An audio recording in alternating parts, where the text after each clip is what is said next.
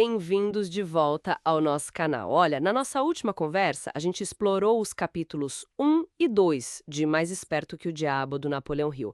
Sabe, aquele encontro com o Carnegie, a descoberta do outro eu. E hoje, gente, a coisa fica ainda mais intrigante. Vamos mergulhar fundo nos capítulos 3 e 4.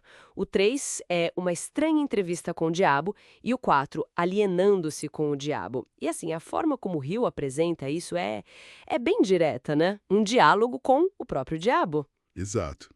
E é fascinante, né, analisar como ele estrutura essa entrevista. É, pode ser lido como uma alegoria, claro, muito poderosa. Ou talvez, para ele, fosse algo mais literal, da perspectiva dele. Mas, de qualquer jeito, o conteúdo ali reflete muito da psicologia do medo, do fracasso e daquela autodeterminação que ele tanto pesquisou. Ok, então vamos direto ao ponto principal. Quem ou o que é esse diabo que o Hill entrevista? Com certeza não é aquela figura clássica de chifres e rabo, imagino eu. Não, não, definitivamente não. Ele se apresenta mais como energia negativa. Chega a usar uma metáfora falando que é a porção negativa de cada átomo, sabe? Em oposição a uma força positiva, que ele chama de o oponente. E ele diz que mora, assim, nas mentes das pessoas que têm medo dele. E tem aquela afirmação bombástica, né, que ele controla 98% das mentes. Isso soa como um exagero gigantesco. Como é que ele justifica isso na entrevista? É uma afirmação radical, sem dúvida alguma. Ele não dá dados, claro, não é científico, mas ele usa esse número assim chocante para argumentar que a grande maioria das pessoas funciona com base no medo, no hábito, sem um propósito claro, definido, sabe? Para ele, isso é o mesmo que estar sob influência dessa energia negativa. E a ferramenta principal dele, o medo. Ah, os famosos 6 medos básicos que o Hill sempre fala.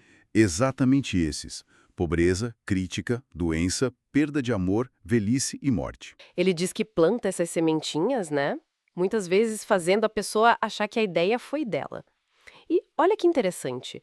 O medo do que não existe é tão útil para ele quanto o medo do que de fato existe. Nossa, e os inimigos dele nesse cenário que ele pinta? São os pensadores. Aqueles 2% que pensam e agem por conta própria. Ele até fala que pobreza e doença desencorajam o pensamento ativo, deixam as pessoas como presas mais fáceis. Isso leva direto para o capítulo 4, né? E aquele conceito de alienar-se, ou drifting, como está no original. O que o Hill quer dizer com isso pela voz do diabo? Então, alienar-se é basicamente a falta de rumo, sabe? É se deixar levar pelas circunstâncias de fora, pelos próprios hábitos que a gente nem examina. É tipo uma preguiça mental, vamos dizer assim. Aceitar o que a vida traz sem lutar ativamente pelo que se quer de verdade.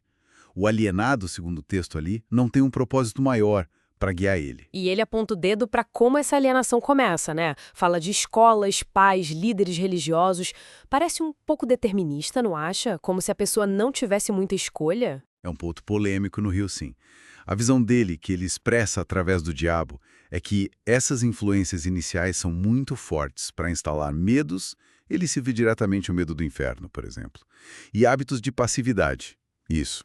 Bom, isso dificulta o pensamento independente mais tarde, mas o Rio acredita firmemente que a pessoa pode superar isso, e a chave é justamente a definição de propósito. Uhum. Sem essa definição, a pessoa fica vulnerável aos hábitos negativos que o diabo diz que usa: superstição, ganância, luxúria, raiva, vaidade. E a descrição que ele faz do alienado é bem dura, né? Sem autoconfiança, gasta tudo que tem, vive reclamando, pouca imaginação, zero iniciativa, temperamento instável, mente fechada, foge de tomar decisão. É um retrato bem sombrio, mas serve de contraste, né?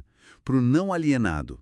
Esse sim é definido por ter um propósito claro, ter planos para alcançar esse propósito, agir com decisão, assumir a responsabilidade e usar a própria mente. A linha que divide os dois é essa clareza e a ação com intenção. Então, a batalha fundamental que o Rio está descrevendo é essa tendência que a gente tem de se alienar, de se deixar levar, contra a força de vontade de definir um propósito e seguir ele. Exatamente. O diabo chega a afirmar que a definição de propósito funciona como se fosse uma porta fechada para a influência dele. O antídoto para a alienação é ser definido em tudo, criar o hábito de tomar decisões claras. O rio até oferece uma fórmula, pela boca do diabo: autoconhecimento, planejamento, aprender com as derrotas, prestar serviço útil, ter fé e, o mais importante, controlar os próprios pensamentos dominantes. E aí que entra aquela tal lei do ritmo hipnótico, certo? Como é que isso se encaixa? Parece importante, mas é um pouco abstrato, né? Sim, o rio apresenta isso como uma lei natural, digamos assim, que solidifica os nossos padrões. Basicamente, os pensamentos e os hábitos que a gente repete muito, sejam bons ou ruins, acabam se tornando automáticos com o tempo. Vira quase uma programação mental. Essa lei, então, ela meio que cimenta o caminho que a gente está seguindo, ou reforçando a alienação ou fortalecendo o propósito. Uau! Pensar nesse diabo não como uma figura externa, mas como essa força interna de negatividade, de passividade, essa alienação que a gente pode escolher alimentar ou combater com propósito. É uma ideia bem forte, né? Sem dúvida.